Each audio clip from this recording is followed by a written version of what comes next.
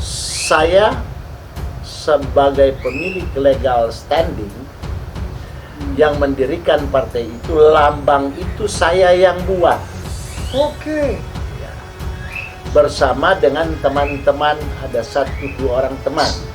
Partai yang kita dirikan itu sudah dikuasai orang lain.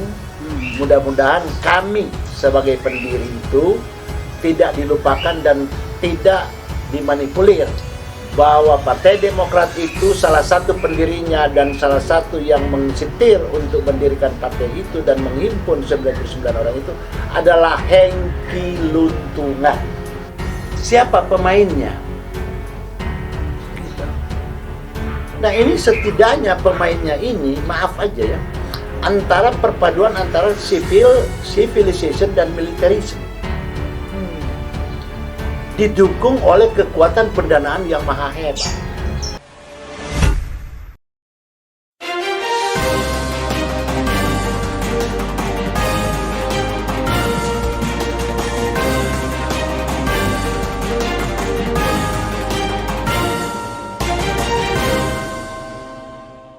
One Kawan TV1.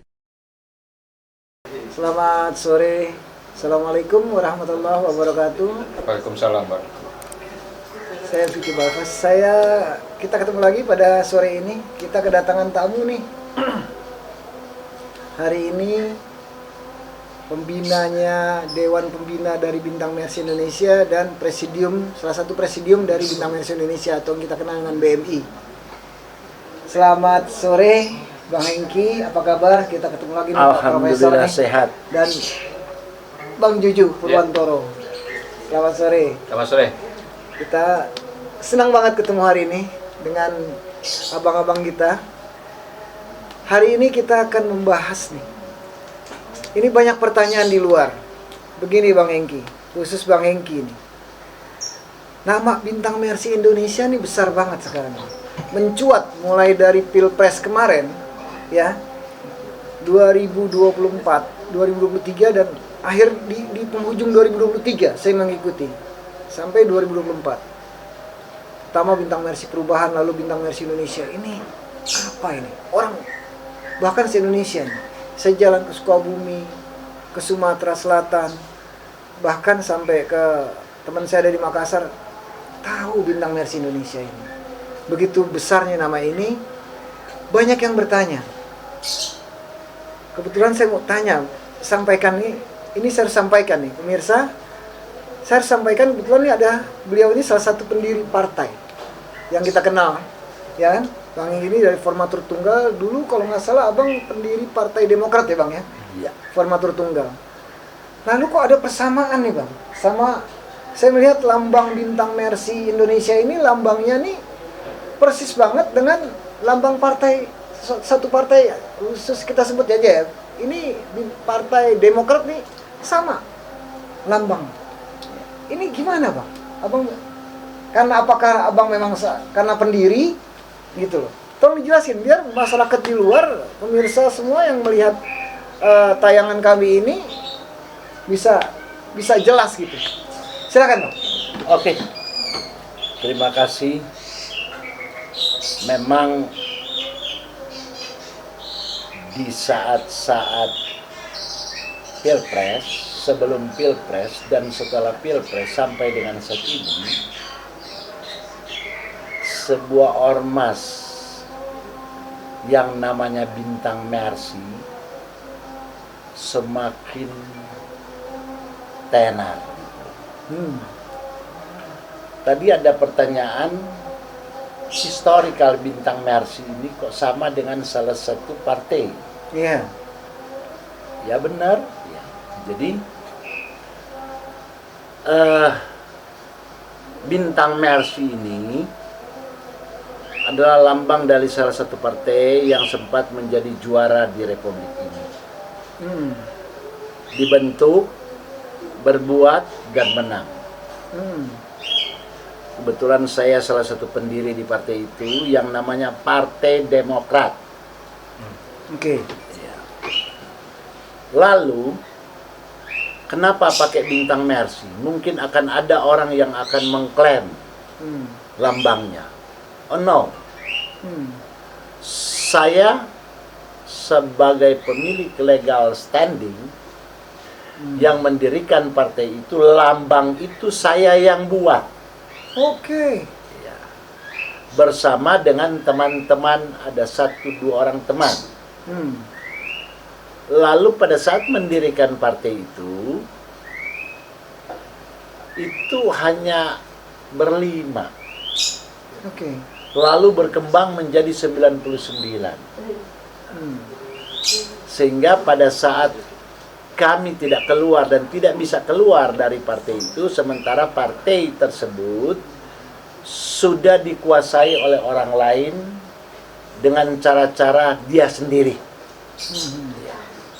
Yang pasti bahwa lambang bintang Mercy ini adalah mengingat kembali bahwa lambang ini, bintang Mercy ini dengan 3 sudut itu adalah ketuhanan yang Maha Esa, sosiodemokrasi, dan sosionasionalis.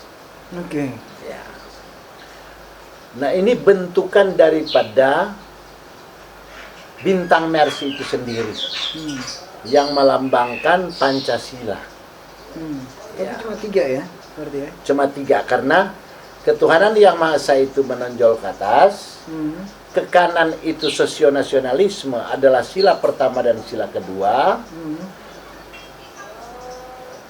sudut ke kiri itu adalah sila keempat dan sila kelima. Oke, jadi melambangkan dari rangkuman dari Pancasila, Pancasila. ya Bang? Jadi ketika Bung Karno memberikan pidato di PBB tentang the 5 principles. 5 principles. Okay. Dan jika itu rumit, maka bisa dikecilkan menjadi 3 Trisila. Trisila, oke. Kemudian jika itu juga merumitkan, maka bisa digunakan Ekasila, gotong royong. Nah, sehingga by the way, ya, itu sudah berlalu dan saat ini partai yang kita dirikan itu sudah dikuasai orang lain. Mudah-mudahan kami sebagai pendiri itu tidak dilupakan dan tidak dimanipulir. Oke. Ini yang pertama. Agar masyarakat Indonesia dan dunia tahu bahwa Partai Demokrat itu salah satu pendirinya dan salah satu yang mensetir untuk mendirikan partai itu dan menghimpun 99 orang itu adalah Hengki Luntungan. Oke, orangnya ada di sini. Keren, pemirsa, jelas ya semua ya. Silakan pemirsa, ya? siapa yang mau tersinggung silakan debat dengan saya. Oke. Dan Keren. ketika Kongres Partai Demokrat tahun 2020, maka pendirinya itu kok hilang. Tinggal 2 orang. Yang satu sudah mati, yang satu masih hidup. Yang sudah mati itu Pak Vencer Mangka, yang masih hidup Pak SBY. Nah, ini super keliru. Dan yang tercatat dalam lembaran negara Republik Indonesia adalah 99 orang. Di antaranya nomor 45, Hengki Luntungan. Kenapa bisa abang yang mendirikan, apa bisa nomor 45 bang? Ini pertanyaan satu hal bang, buat saya nih bang. Karena begini bang, kan abang formatur tunggal. Iya. Yang saya dengar ya, Iya. dari teman-teman di luar, abang formatur tunggal mendirikan partai itu, partai tersebut. Lalu kenapa abang tidak nomor 1? Kenapa harus jadi nomor 45? Tolong dijelaskan biar masyarakat di luar tahu nih bang. Pemirsa semua 45 itu angka keramat. Oke. Bahwa tahun 1945 Indonesia merdeka. Oke. Sehingga saya memilih nomor 45. Gitu. Jadi, kalaupun ada Berarti yang atas pilihan abang sendiri nomor 45, 45 ya. Iya Angka keramat dong. loh pemirsa. Jadi, Oke. jadi itu maksud saya, agar tidak boleh dilupakan. Jadi kalau ada orang mau mengaku ini dan itu mau ya itu bullshit lah. Saya masih hidup loh. Iya. Meskipun sudah banyak yang meninggal, tetapi masih tertinggal saya, Profesor Subur Budi Santoso, Profesor RM Rompas, dan Profesor Sigfrid Barhimpun, ada Ahmad Thorik. Ya, yang saya tahu itu yang masih ada Stefan Rumangkang, ada Ivan Pio. Oke. ada Feby Rumangkang. Oh, Feby ya. Mungkin tinggal 8 orang. Tinggal 8-9 orang lah yang masih tersisa dari 99 orang. Oke, by the way, kenapa kita menggunakan sebuah organisasi Bintang Mercy? Karena seiring dengan perjalanan waktu, ternyata ketika selesai Pak SBY menjadi presiden, dia mengambil alih posisi, menggeser Anas. Maka partai ini mulai nyusut. Anas Urbaningrum ya? Ya. Oke, Anas Urbaningrum. Akibatnya banyak yang diberhentikan, dipecat, kemudian banyak juga yang terlibat korupsi, kemudian banyak yang keluar dengan sendirinya karena tidak setuju dengan pola-pola kepemimpinan yang dilakukan secara dinasti. Ini persoalan dinasti ini yang bahaya.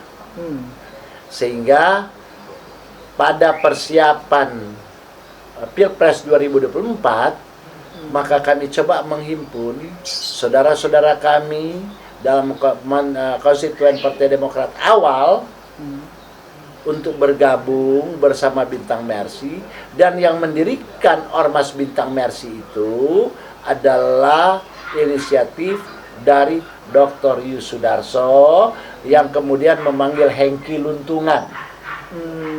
Oke, Bang Yus ya, Lalu berarti memanggil Ahmad Thorik, memanggil teman-teman yang mantan Demokrat. Sehingga sampai detik ini saya melihat bahwa ngetrennya itu Bintang Mercy di seluruh Indonesia, tapi kok nggak ada yang berani menggugat. Kenapa? Saya suka kalau ada gugatan. Terus emang siapa yang larang? Legal standingnya ada di saya. Iya, karena banyak yang nanya, ini jiplakan dari Demokrat kok dijiplak sih? Kalau bikin ormas aja yang lain gambarnya. Kenapa harus pakai lambang Bintang Mercy ini? Bintang Mercy pakai lambang Demokrat. Wah, makanya saya bertanya, mengundang Abang untuk podcast hari ini. Begitu. Ketika ceritanya. barang ini menjadi besar, ormas ini, maka tidak boleh dipimpin oleh salah satu orang agar tidak menjadi satu-satunya pemimpin dan pengambil putusan satu-satunya. Itu tidak boleh, tapi membentuk namanya presidium. Jadi dari 7 sampai 9 orang presidium, di antaranya ada bidang hukumnya yang namanya Pak Juju Purwanto, yang namanya Pak Vicky, yang namanya Pak Yusudarso, yang namanya Pak Soni Tuaidan, yang namanya banyak, ada 9 ya. Jadi presidium itu dia tidak boleh mengambil keputusan dalam kesendirian, walaupun ada koordinator ketua presidium. Iya. Tapi dalam organisasi presidium itu adalah hak dan kewajiban serta jabatan posisi adalah sama. Sehingga perlu adanya koordinasi pada pembidangan-pembidangan terkait. Sehingga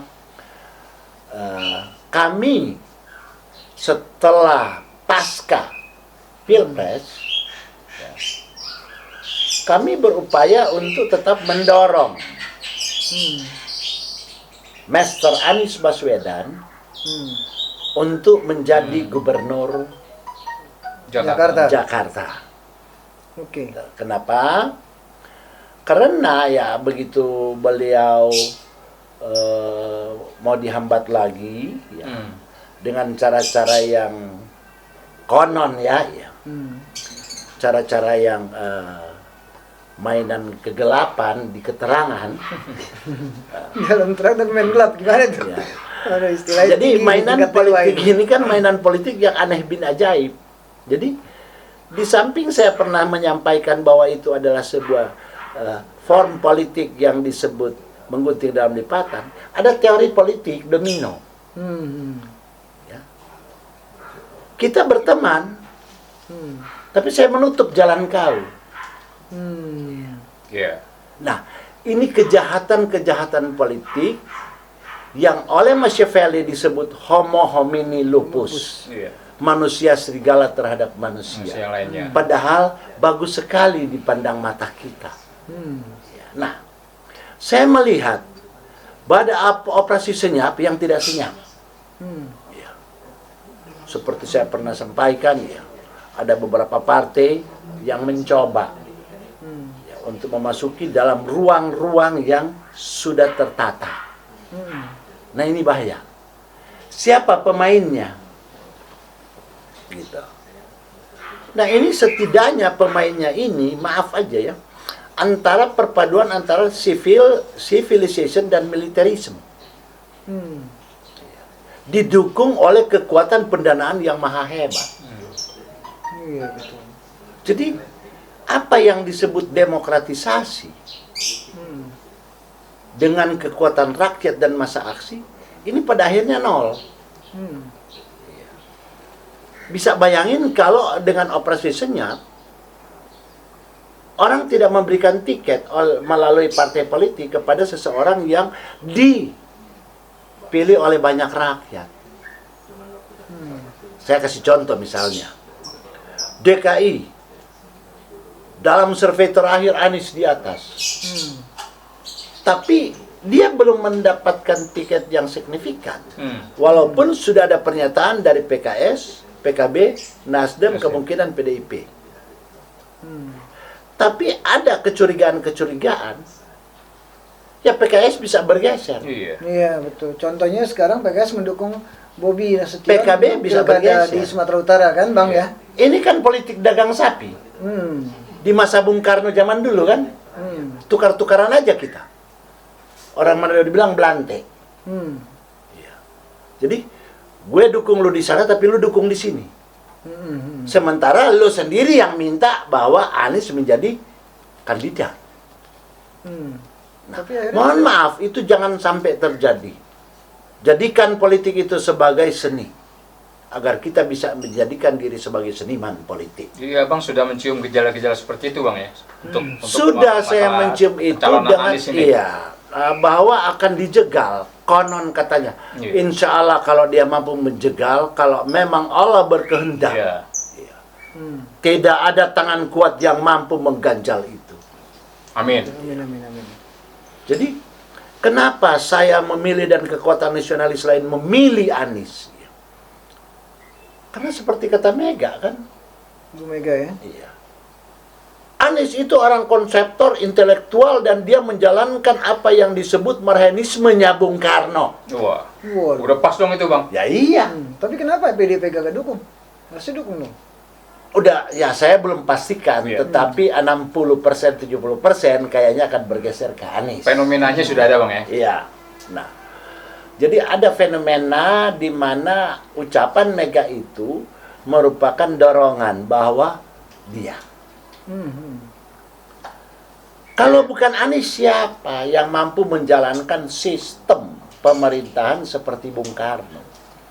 Mana puklalat pun aku tak sanggup, apalagi melihat darah manusia dengan ujaran kebencian. Simak itu apa kata Bung Karno. Iya. Nah, jadi jangan kita mau memenangkan diri dengan ujaran kebencian dan mengorbankan rakyat banyak. Iya. Oke. Aspirasi rakyat ya. Bung Karno kalau mau bertahan jadi presiden seumur hidup, bertahan kok. Tetapi akan terjadi banjir darah. Iya. Sehingga dia menyampaikan, lebih baik aku mundur ketimbang rakyatku yang menderita. Korban.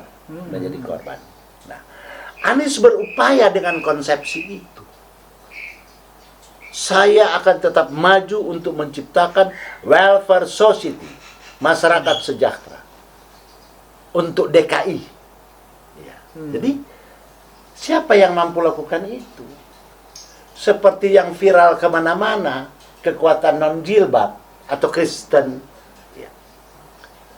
Selama 40 tahun tidak ada yang mampu mengeluarkan IMB kepada gereja-gereja. Iya. Fakta itu fakta. Tapi ini fakta. Iya, Anies biasa. mampu melakukan itu Iyalah. sama dengan Bung Karno. Tidak ada ujaran kebencian, tapi ada nilai toleransi. Satu dalam kebinekaan. Nah, ayo kita raut di bingkai NKRI, apa yang disebut Bhinneka Tunggal Ika. Ika. Oke. Dengan satu konsepsi, ya, Pancasila sebagai filosofis Groundslah, Groundslah. Oke. Konsla. sebagai dasar. Hmm. Kira-kira demikian. Oke, terima kasih penjelasannya begitu luar biasa. Semua pemirsa, baik dari Sabang sampai Merauke yang melihat tayangan ini, saya rasa bukan cukup puas, harus puas. Karena dari Sulawesi Selatan banyak bertanya, WA ke saya tentang bintang Mercy Indonesia. Begitu gamblangnya Bang Hengki Luntungan ini menjelaskan dari A sampai Z. Ya, kebetulan juga didampingi ada presidiumnya juga, Bang Juju Purwantoro, presidium, salah satu presidium dari Bintang Mercy Indonesia. Oke, kita ketemu lagi. Untuk akan datang, maybe next week kita insya Allah ketemu lagi.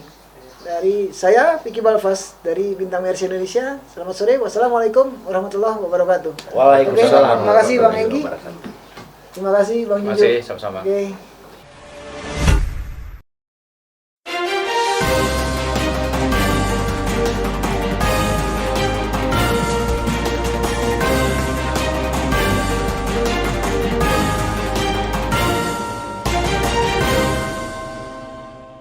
One Kawan TV 1.